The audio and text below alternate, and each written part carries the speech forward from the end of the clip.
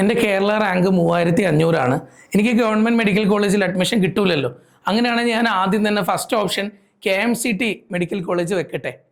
എനിക്ക് അങ്ങനെയുള്ള സംശയമുള്ള ആളുകളോട് പറയാനുള്ളത്, ഓക്കെ നിങ്ങളുടെ ഏറ്റവും വീട്ടിനടുത്താണ് KMCT, നിങ്ങൾക്ക് കോളേജ് ഓക്കെ ആണ്, അങ്ങനെയാണെങ്കിൽ നിങ്ങൾക്ക് KMCTയിൽ പോവാം.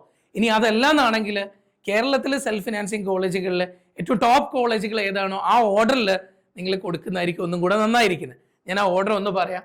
എല്ലാവരുടെയും ഫസ്റ്റ് ചോയ്സ് ആയിട്ട് വരുന്ന ജൂബിലിയാണ്. ജൂബിലി, അമല, പുഷ്പഗിരി, പിന്നെ അത് കഴിഞ്ഞ് കഴിഞ്ഞാൽ മലങ്കര ഓർത്തഡോക്സ്, പിന്നെ അത് കഴിഞ്ഞാൽ MES, പിന്നെ ബിലീവേഴ്സ് ചർച്ച് മെഡിക്കൽ കോളേജ്, പിന്നെ ഗോകുലം മെഡിക്കൽ കോളേജ്, അത് കഴിഞ്ഞാൽ പിന്നെ ഗോകുലം കഴിഞ്ഞാൽ പിന്നെ ട്രാവൻകൂർ മെഡിക്കൽ കോളേജ്, മലബാർ അതായത് MMC മലബാർ മെഡിക്കൽ കോളേജ്, അത് കഴിഞ്ഞാൽ KMCT കഴിഞ്ഞ് കഴിഞ്ഞാൽ ഡോക്ടർ സോമവൽ, പിന്നെ SUT ട്രിവാൻഡ്രം, പിന്നെ അത് കഴിഞ്ഞാൽ ശ്രീനാരായണ എറണാകുളത്തുള്ള കോളേജാണ്, പിന്നെ അസീസിയ കഴിഞ്ഞ് കഴിഞ്ഞാൽ പിന്നെ DM വിംസ് വയനാട്ടിൽ നല്ല ഫീസ് ഉണ്ട്, 9,37,000 രൂപയോളം ഫീസ് ഉണ്ട്.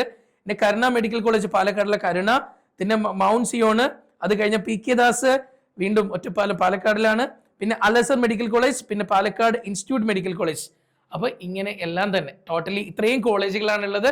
അപ്പോൾ മക്കളെ ഓപ്ഷൻ കൊടുക്കുമ്പോൾ നിങ്ങൾ ശ്രദ്ധിക്കുക, ഏറ്റവും ടോപ്പ് മെഡിക്കൽ കോളേജ്. നിങ്ങൾക്ക് 3500 റാങ്ക് ഉള്ളെങ്കിൽ ഓക്കെ ഗവൺമെന്റ് കിട്ടില്ല, അങ്ങനെയാണ് സെൽഫ് ഫിനാൻസിങ് കോളേജിൽ ടോപ്പ് കൊടുക്കടാ, അവിടെ നിങ്ങൾക്ക് അഡ്മിഷൻ കിട്ടിയാലോ.